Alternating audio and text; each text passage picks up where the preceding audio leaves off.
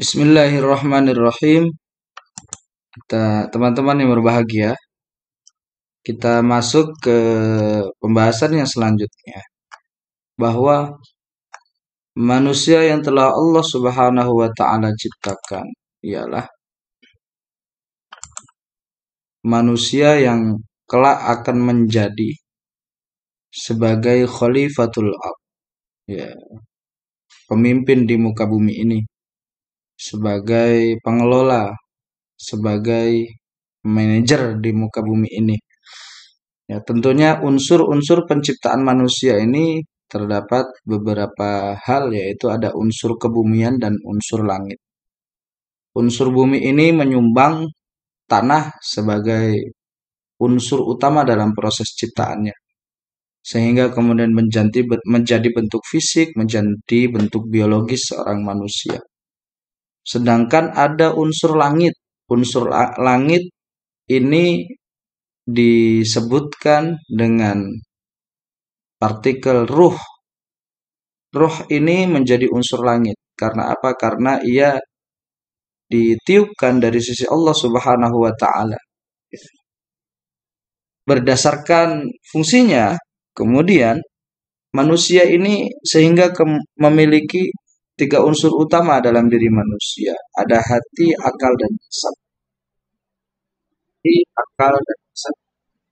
Kemudian teman-teman berbahagia, siapapun dan apapun kedudukan manusia, ia harusnya mampu memahami hakikat diri dan kehidupannya. Terutama agar manusia ini mampu berlaku adil, bukan hanya terhadap dirinya sendiri, ya, terhadap penciptanya, terhadap sesama manusia, maupun makhluk lain dan alam semesta.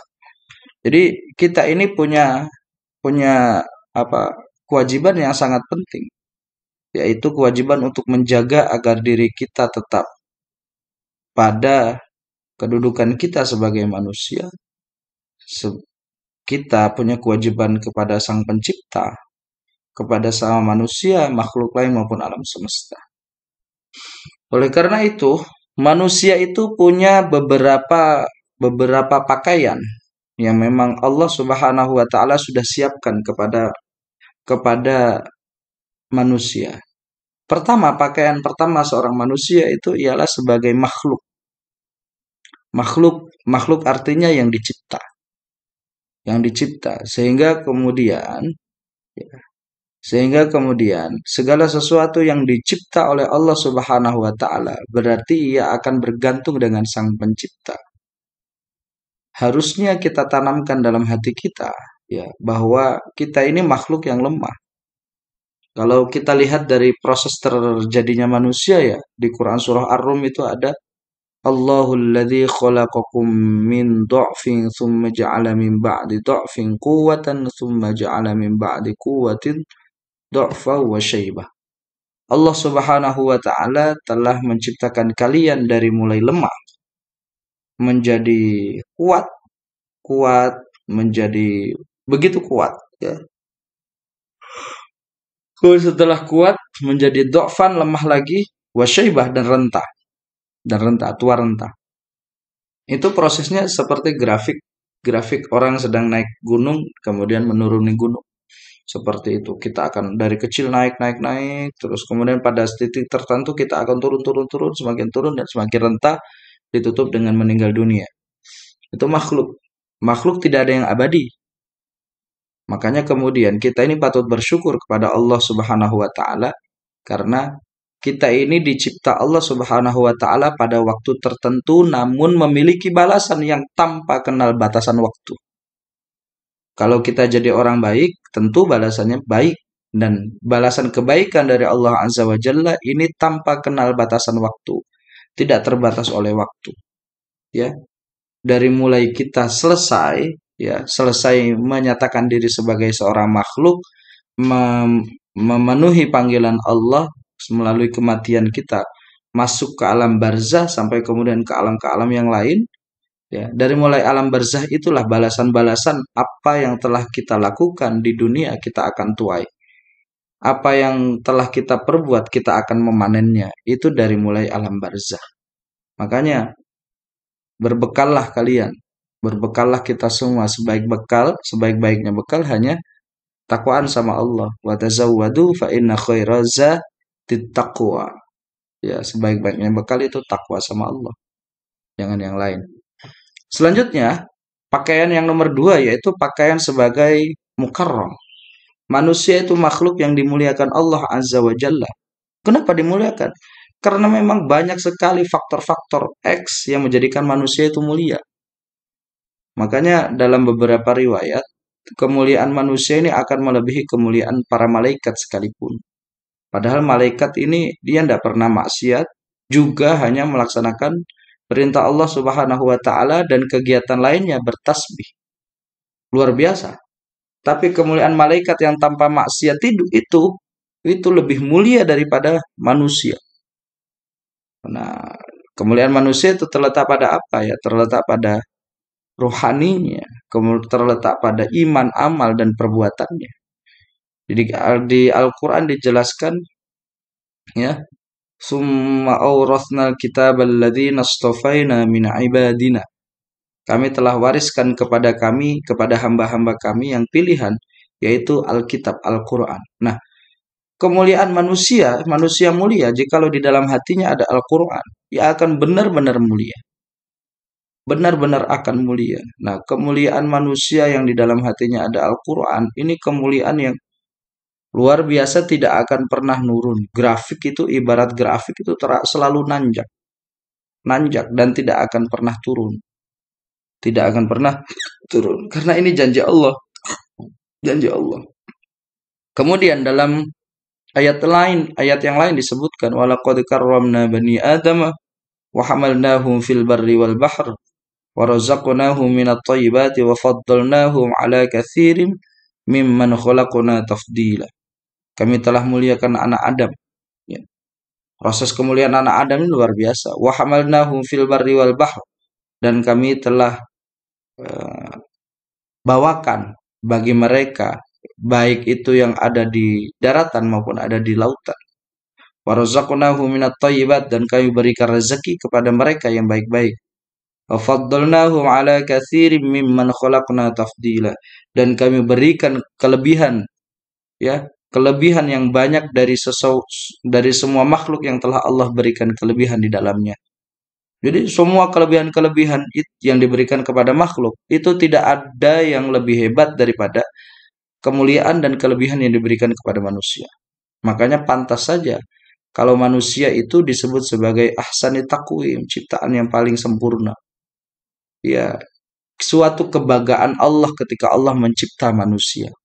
Itu kebanggaan Allah yang luar biasa ketika Allah mencipta manusia. Selanjutnya, teman-teman yang berbahagia, mukallaf. Manusia itu pakaian yang selanjutnya itu mukallaf. Mukallaf artinya orang yang terbebani, punya beban. Nah, beban seorang manusia itu apa? Bebannya ialah beribadah kepada Allah Azza wa Jalla. Nah, ibadah ini bagi seseorang yang memang sudah memiliki kedekatan sama Allah, ia tidak akan menyebutnya dengan beban. Justru ia akan menyebutnya menjadi sebuah kewajiban, sebuah kebutuhan, sehingga beban ibadah ini dianggap sebagai kebutuhan ibadah, sebagai sebuah kebutuhan. Orang yang menganggap kewajiban-kewajiban sebagai beban berarti belum ada keikhlasan di dalam proses peribadatannya. Padahal Allah Azza wa Jalla itu menghendaki kita, ya ketika menyembah sama Allah, kita harus benar-benar menghamba dalam keadaan ikhlas. Ketika sudah ikhlas, ikhlas itu berarti kosong, teman-teman. Tidak ada tendensi apa-apa. Yang ia harapkan hanya ridha Allah. Yang ia harapkan hanya ridha Allah. Diakui sebagai makhluknya Allah. Diakui sebagai hambanya Allah. Diakui sebagai umatnya baginda Rasulullah. Itu sudah luar biasa. Apalagi sampai kemudian Allah sampaikan, Allah jadikan kita menjadi penduduk surga. Itu sudah di luar batas dari apa yang sudah kita lakukan selama ini. Ya, kita beramal ini ada batasannya, tapi balasannya luar biasa tanpa batas. Ya. Selanjutnya mukhayyar. Mukhayyar manusia itu pakaian mukhayyar itu pakaian manusia yang bebas memilih. Bukankah kita dalam hidup itu disebut sebagai pilihan? Ya. Bukankah dalam hidup itu disebut sebagai pilihan? Inna sa'yakum lasyatta. Hidupmu itu pilihanmu. Jalan hidupmu itu pilihanmu. Pasti kamu akan pilih. Kamu akan bisa akan dapat menemukan persimpangan dalam hidup. Nah, persimpangan dalam hidup ini sebuah keniscayaan, teman. Tidak bisa. Tidak bisa kita tidak milih, mau tidak mau kita harus pilih. Jadi orang baik atau buruk. Jadi orang yang sia-sia atau jadi orang manfaat. Jadi orang yang berguna maupun jadi orang yang pengangguran. Itu kita tinggal pilih. Jadi orang yang capek atau jadi orang yang slow, santai. Jadi orang yang padat atau jadi orang yang nggak guna. Itu semua ada apa namanya? Ada masanya di saat kamu harus memilih. Bukankah kaum Allah Subhanahu wa taala tidak akan merubah nasib kaum itu sampai ia merubah nasibnya sendiri. Itu termaktub 2 kali dalam Al-Qur'an. Ada surah Ar-Ra'd, ada surah Al-Anfal, ya. Dzalika bi anna Allah lam yakum mughayyiran ni'matan an'amaha 'ala qaumin hatta yughayyiru ma bi anfusihim. Allah itu bisa saja merubah nasib seseorang, ya, seorang kaum. Tapi Allah tunggu sampai ia merubah nasibnya sendiri. Allah tidak akan, dalam redaksi yang lain, Allah tidak akan merubah nasib suatu kaum sampai ia merubah nasibnya sendiri. Ya, ini menunjukkan bahwa Allah sangat mengapresiasi peran serta aksi nyata, aktualisasi dari seorang hamba. Allah sangat mengapresiasi itu, teman. Jadi, yuk sama-sama, ya, sama-sama kita jadi orang yang dijadikan sebagai Allah mukhayyar, bebas milih. Kamu hari ini mau rajin, ya, itu pilihan terbaik kamu.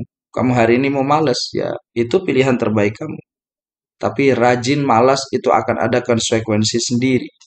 Kamu jadi anak yang taat atau anak yang apa yang maksiat akan ada konsekuensinya sendiri. Jadi coba digunakan hati dan pikiran kamu untuk semakin mendekatkan diri sama Allah Azza wa Jalla. Selanjutnya manusia, pakaian manusia selanjutnya ialah pakaian al-majaziyah atau pakaian yang kelak akan mendapatkan balasan. Kita ini hakikatnya sedang melaksanakan apa yang sudah Allah perintah. Apa yang sudah Allah perintah, apa yang sudah Allah amanahkan kepada kita. Nah, segala perbuatan yang kita lakukan pasti ada balasannya. Baik itu sebesar dzarrah, sebesar atom. Ya. Faman ya'mal mithqala dzarratin khairan yarah. Kalau dia sebesar atom pun Allah pasti akan balas itu kebaikan itu. Allah tahu kebaikan itu. Kalaupun maksiat kita hanya sebesar atom juga, kecil sekali dari biji sawi, Allah pun juga tahu. Dan itu semua ada balasannya dari Allah Azza wa Jalla. Artinya bahwa Nabi mengajarkan kepada kita jangan remehkan kebaikan sekecil apapun.